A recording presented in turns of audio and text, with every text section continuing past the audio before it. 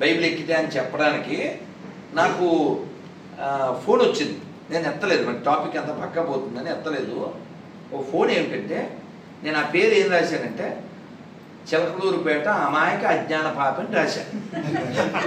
కానీ అది అబద్ధం, నేను అలా రాయకూడదు. మీకు అర్థమైపోద్ది. ఆవిడ ఎప్పుడు వీడియో కాలే చేస్తుంది. వీడియో కాల్ చేసి ఆవిడ యొక్క అమ్మా చూసారా అసలు about to die but she is fighting for Christianity. చూడండి ఇప్పుడు నేను మాట్లాడను.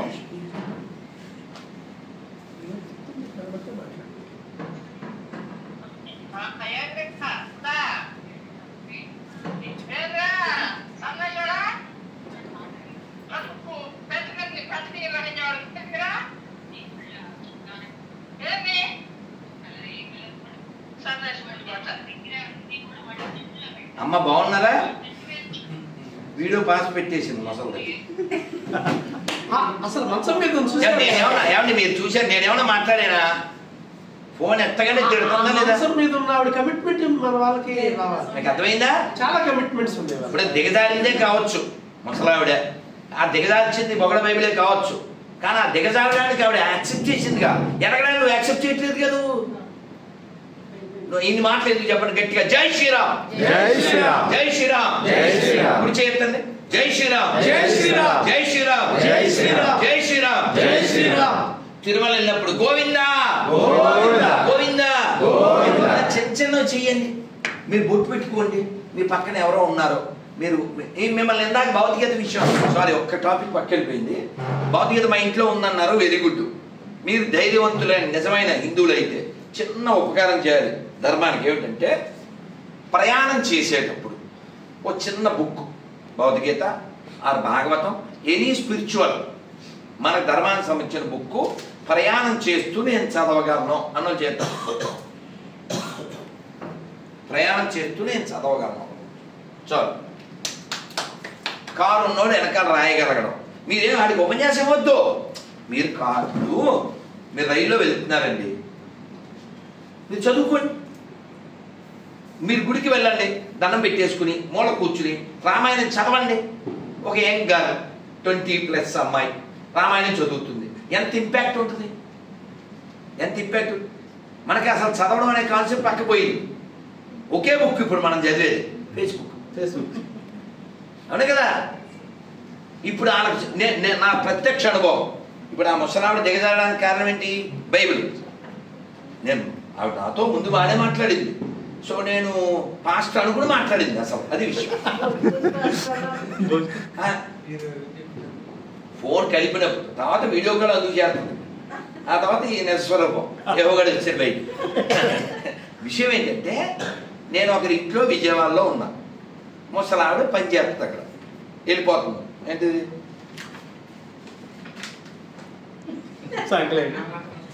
వెళ్ళిపోతుంటే ఎక్కడికన్నా చర్చికి వెళ్తాం. అలా అబ్బాయి పేరు కృష్ణ, ఈవిడే గొర్రె, వాడు కాదు. ఏమ్మా మరి ఇప్పుడు నీకు చదువు వచ్చాను రావదాం, మరి బుక్ ఎందుకు అన్నా. నేను బైబిల్ ఓపెన్ చేసి చూశాను. ఆవిడ ఎప్పుడు బాప్టిజం తీసుకుందో దాంట్లో డేట్ రాసేవాడు. నేను అడిగితే ఆవిడ సమాధానం వినండి. ఇప్పుడు మనం రేషన్ తెచ్చుకుంటామా, తెచ్చుకున్నప్పుడు బుక్ ఎట్టుకెళ్తామా పట్టుకెళ్తామా, అలాగే ఇది కూడా. అది అసలు ఏదైనా ఇక్కడ విషయం ఏంటంటే ఆవిడ ఒక అజ్ఞాని, ఈవిడ ఒక అజ్ఞాని, అమాయకుడు. అందరూ బాగుండాలని కోరుకునే సనాతన ధర్మానికేను ఈ ఇల్లీగల్ సైతాన్ అనకండి సార్, మా హీరో అతను. ఎందుకంటే మేము సినిమా తీయబోతున్నాం, ఎవరు డబ్బులు ఇస్తే తీస్తాను. పెద్ద బడ్జెట్లో తీయాలని కోరిక, 3 భాషల్లో. సినిమా పేరు సాతాన్ మహారాజుకి జై.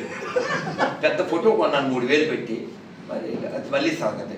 ఏంటంటే విషయం ఏంటంటే ఆవిడ కమిట్మెంటు, ఆవిడ కన్విన్స్ అయింది. మీకు అర్థమైందా? ఆన్సర్ ఎందుకు చెప్పింది? నువ్వు ఇప్పుడు ఇందాక భౌతికతనే పబ్లిక్లో చదవగలను అన్నోళ్ళు చేయత్తమన్నా, కొందరు ఎత్తలేదు. నాకు కోపం రాలేదు. మామూలుగా అయితే కోపం రావాలి నాకు. ఎందుకు రాలేదంటే వాళ్ళందరూ భౌతికత చదవగలరు, పబ్లిక్లో కూడా చదవగలరు. వాళ్ళ భయం ఏంటి చెప్పనా? వాళ్ళు చెయ్యేందుకు ఎత్తలేదంటే ఇప్పుడు భౌతికత చదువుతున్నారు కదా, ఇందులో 4వ అధ్యాయంలో 3వ శ్లోకంలో ఏం చెప్పాడు అంటే అందుకని చదవలేదు. అర్థమైందా? అందుకని చదవం. అమ్మ క్వశ్చన్ అయితే ఎలా చెప్పాలి అని. కానీ గుర్తుపెట్టుకోండి, నాకు ఓ గొర్రె, వాడు లండన్ నుంచి చాటింగ్ చేస్తుంటాడు. ముందు మాట్లాడాడు, తర్వాత చాటింగ్లోకి రానన్నా రోజు ఇక్కడ గోల్డెన్ గొర్రెలు ఉంటాయి, లేవు గొర్రెలు అని చెప్తే, గురుగారు క్వశ్చన్ అడగాల, మీరు బైబిల్ తిడుతుంటారు కదా, మరి అయ్యప్ప స్వామిని అని అన్నాడు. ఏదో క్వశ్చన్. నేను అన్నాను, హిందువుల్ని ఎవడో క్వశ్చన్ చేయకూడదు. ఎందుకు చేయకూడదు? నేను అయ్యప్ప స్వామిని అమ్మని ఎవడు చెప్పాడు? ఎవడన్నా నీకు ఒప్పుకొచ్చాడా? క్వశ్చన్ చేయడానికి మాకే హక్కు ఉంది, మమ్మల్ని క్వశ్చన్ చేయడానికి ఎవరికీ హక్కు లేదు, ఎందుకంటే మేము అడుక్కోం కాబట్టి. ఇప్పుడు డజన్ యాపిల్ 2000 అన్నాను అంటే ఏమంటారండి మీరు? ఇది ఎక్కడి నుంచి వచ్చింది? దేవరాపు నుంచి వచ్చిందా? ఎందుకు 2000? బయట 200, 150 అది చెప్తారు కదా. మాట్లాడతారు. ఎందుకు మాట్లాడతారంటే ఇది నిన్ను కొనుక్కోమని వచ్చాం కాబట్టి. అవునా? పాత సామాన్లు కొంటా ఎవడు వస్తాడా? వస్తాడా? ప్లాస్టిక్ సామాన్లు అమ్ముతా వస్తాడా? స్టీల్ సామాన్లు వస్తాడా? అలా ఈ అడుక్కునే బ్యాచ్ వస్తుంది కాబట్టి మనం క్వశ్చన్ చేస్తాం. హిందూ ఎవడైనా వెళ్ళి అడిగాడా? అయ్యప్ప స్వామిని నమ్ముకో, లేకపోతే అమ్మవారిని నమ్ముకో, వెంకటేశ్వరం నమ్ముకో, లేకపోతే నాశనం అయిపోతే ఎక్కడ లేదుగా. కాబట్టి హిందూ గ్రంథాల్లో ఉన్న వాటిని నువ్వు చదివి పెద్దవాళ్ళని అడిగి అర్థం కాకపోతే అర్థం చేసుకో. కానీ నువ్వు మమ్మల్ని ప్రశ్నించకూడదు. ఎందుకు ప్రశ్నించకూడదు? నువ్వు మాకే పుట్టావు కాబట్టి. నువ్వు దేవుడు అనుకునే ఎదవా మిమ్మల్ని పుట్టించలేదు కాబట్టి. నాకు రామారావు అనేవాడు ఫోన్ చేశాడు. ఫోన్ చేసి మాట్లాడుతూ మా దేవుడు చాలా గొప్పోడు అది ఇది అన్నాడు. నువ్వు సంతకం ఏం పెడతావురా అన్న. రామారావు. మరి రాముడి పేరు లేకపోతే బతుకు మెతుకులేని దరిద్రుడా, చచ్చిపో. కొత్త పేరుతో ఆయన అడిగి కొత్త బాడీతో వచ్చి మేము ఇచ్చిన బాడీ కదా, అదవుతుందా? కాబట్టి వీళ్ళెవ్వరికి నీతి లేదు. నీతి లేకుండా ఏదోలా జీవించేద్దామని వాళ్ళు ఫిక్స్ అయిపోయారు. కాబట్టి ఏదో ఒకటి మాట్లాడేస్తారు. వాళ్ళు మనకే పుట్టారు విషయం వాళ్ళు మర్చిపోయారు. వాడి పేరేంటి? సాంబశివరావు. ఎవడు పుట్టాడు? ఆ పేరు లేకపోతే బతుకులేదు. అవునా? ధైర్యంగా వాళ్ళ అమ్మ నాన్న పేరు చెప్పుకోలేడు. కాబట్టి ఈ మన కాన్సెప్ట్లో మా మతంలోకి రండి, దీన్ని ఒకదాన్ని నమ్మాలి ఇది లేదు. మన కాన్సెప్ట్, మన డిమాండ్ ఏంటి తెలుసా? Morality is priority, not religiosity. ఏమన్నా అర్థం చావలే మీకు? ఇంగ్లీష్ చెప్పాను. Our priority morality. చాగంటి గారు అంటారు, రాముడిని మనం ఎందుకు పూజ చేస్తాం? బాగా మంచి ఎత్తుగా ఉంటాడనా, మంచి కలర్ఫుల్గా ఉంటాడనా, రాజుగారు అబ్బాయినా చెప్పండి. అందుకు మనం పూజ చెయ్యం. రాముడి దగ్గర క్వాలిటీస్ ఉన్నాయి, నీతి ఉంది, దయ ఉంది. అదవుతుందా? ఇంటికి వచ్చేమని అయోధ్యలో సగం మంది లేరు. వెళ్ళిపోయా? ఎంత బాగా మాట్లాడేది తెలుసా? కన్విన్స్ చేయడానికి జాబాలి అనే మహర్షి ఏమిటి మీ నాన్నగారు చచ్చిపోయారు కదా, ఇంకా పితృలోకం ఏంటి బాగుందా, ఎవడు చూసి వచ్చాడు ఏంటి ఇలాగా ఏంటి ఏమంటారు పొలవిరుపు, ఎవడు చూశారు పితృలోకం అదేను, అంతమంది పిలుస్తుంటే వచ్చి అన్నాడు. రాముడు గారికి మండి, మా నాన్నగారు అనవసరంగా జీతాలు ఇస్తున్నారు ఎలాంటి వాళ్ళు అంటే ఆయన వెంటనే, రామా నేను నాస్తికుడు కాదు, ఏదోలా నేను తీసుకెళ్దాను, నీ ఇష్టం అన్నాడు. అంటే రాముడు కమిట్మెంట్ ఇది. రాముడు కమిట్మెంట్. మన కమిట్మెంట్ ఉంటే మనం రాముడిలో ఉంటాం. రావణాసుడికి ఎంతమంది చెప్పారు? మండోదరి చెప్పింది, హనుమంతుడు చెప్పాడు, అంగదుడు చెప్పాడు, విభీషణుడు చెప్పాడు, అమ్మా మారీచుడు చెప్పాడు. విన్నాడా? వెండో ఈ లంకాపట్నం సర్వనాశనమైనా సరే, నా వంశం నిర్వంశమైనా సరే, ఈ పాపానికి ప్రాయశ్చితంగా నా ప్రాణమే పోని సీతను చెరపడి అంటే ఇన్ని ఎవరు బాగు చేస్తాడు? రిజల్ట్ నువ్వే చెప్పేసి నా వేలు కాలిపోయినా సరే, నా ప్రాణం పోయినా సరే కరెంట్ పేపర్లో వేలు పెడతానండి రిజల్ట్ చెప్పేసి ఎవరైనా నేను భోజిస్తాడు. అందుకని ఈ ఒక్క మొక్క చెప్పి నేను కంక్లూడ్ చేస్తే ఎవరైనా మాట్లాడండి. వైశంపాయనుడి పేరు విన్నారా ఎవరైనా? వ్యాసుడి శిష్యుల్లో ఒక ఆయన వచ్చి జనమేజయుడిని అడిగాడు. జనమేజయుడికి ఈ తెలుగు నేలకి బోల్డ్ బంధం ఉంది తెలుసా? తాడిపత్రి అంటే అక్కడ మంచి నరసింహస్వామి గుడి, అలాగే పొద్దుటూరు పక్కన పల్లెటూరులో పెద్ద కృష్ణుడి గుడి 5-4 అడుగులు ఉంటాడు. ఇలాంటివన్నీ ఎన్నో గుళ్ళు జనమేజయుడు ప్రతిష్ఠించాడు. జనమేజయుడు ఎవరి కొడుకు? పరీక్షిత్ కొడుకు. వాళ్ళ నాన్న ఎవరేసారు? తక్షకుడు. సో ఆయనకి మంట ఉంటుందిగా, హెల్ప్ చేయరా? ఆయనకి మంట ఉంటుందిగా, ఎవరో వచ్చారు, ఆయనతో యాగం చేయించారు. తెలుసు ఏంటి? సర్పయాగం. సో ముందు ఆగం, తర్వాత యాగం, తర్వాత కుదిరింది రోగం, పట్టింది యోగం. సో ఈయన దగ్గరికి వచ్చి, ఏమయ్యా నీకు నీ పూర్వీకులు ఎంత గొప్పలో చెప్తాను, ఒక 1 year కూర్చోవాలన్నాడు. ఎవరో వైసంపాడు. చాలాసార్లు ఊరుకోండి, 1 year ఎవరి టైం ఇస్తారు, గోల్డెన్ పాలిటిక్స్ అసెంబ్లీకి అలా అన్నాడు. అంటే ఈయన అన్నాడు, వినండి ఒక్క మొక్క చాలా క్రిటికల్. అంటే పోనీ 1 year కాదు, పోనీ 1 month అని. ఊరుకో 1 month ఎవడిస్తారు సార్ అన్నాడు. పోనీ 1 week, ఫుల్ వీక్ అయిపోతాను సార్ 1 week అంటే 1 day అన్నాడు. అలా దిగి అబ్బే అంత ఇవ్వలేమండి అన్నాడు. సరే 2 మూర్ఖుల గురించి చెప్తాను అన్నాడు. ఎవరండి అన్నాడు. అది కూర్చో అన్నాడు. అలా చెప్పేశాడు 1 year. ఎవరు ఇంతకే 2 మూర్ఖులు?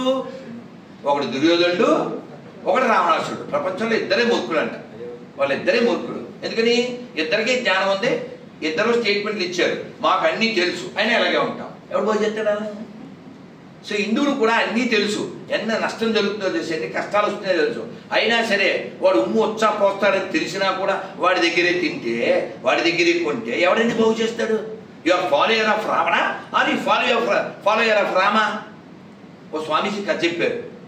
మీరు ఎంతమంది రావణాసురుడు చేయి కొడతారు, రావణాసురుడు ఇష్టపడతారంటే ఎవడు చేయెత్తారు, రాముడిని ఎంతమంది ఇష్టపడతారంటే అందరూ చేయెత్తారు. ఇప్పుడు చూడండి, ట్రూ కలర్ బయటకు వస్తాయి.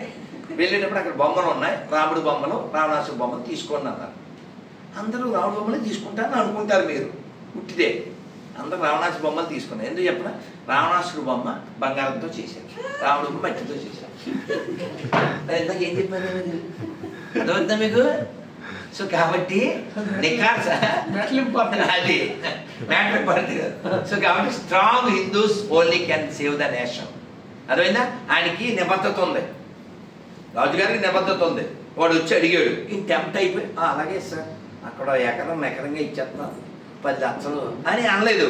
నేనుండగా ఇక్కడ చర్చి కట్టినామని అన్నాడు. ఒక్క మాట్లాడు కొట్టండి. అర్థమైందా? అందుకని పౌరుషంగా జీవించండి.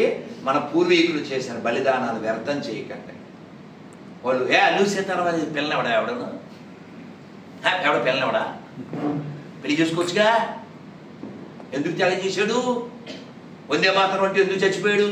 ఈ నేల నాది అని ఫీల్ అయ్యాడు. ఆ ఫీల్ మనకు లేదు. ఈ భీమవరం పక్కన 2 గొప్పోళ్ళు పుట్టారు, మనకి తెలియదు అసలు ఆడేవాడు. ఇప్పుడు వాడే టెట్రాసైక్లిన్ మెడిసిన్స్ ఉన్నాయా?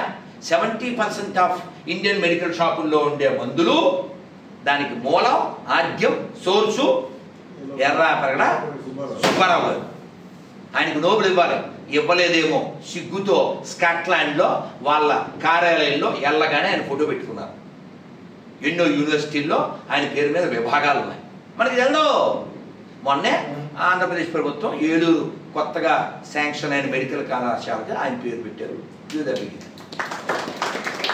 స్వామి జ్ఞానానంద నాకు తెలుసు అన్నోళ్ళు చేస్తాను నిజంగా నిజాయితీగా. చూడరా ఏలూరే కానీ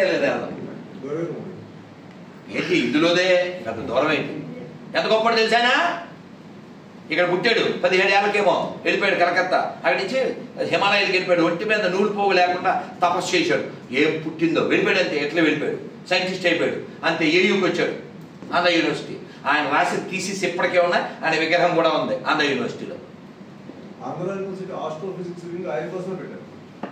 ఇందరా ఫిజిక్స్ మీద ఆయన చేసిన పరిశోధన ఇప్పటికీ ఆ థీసిస్ ఇంకా ఉన్నాయి, 200 పైన.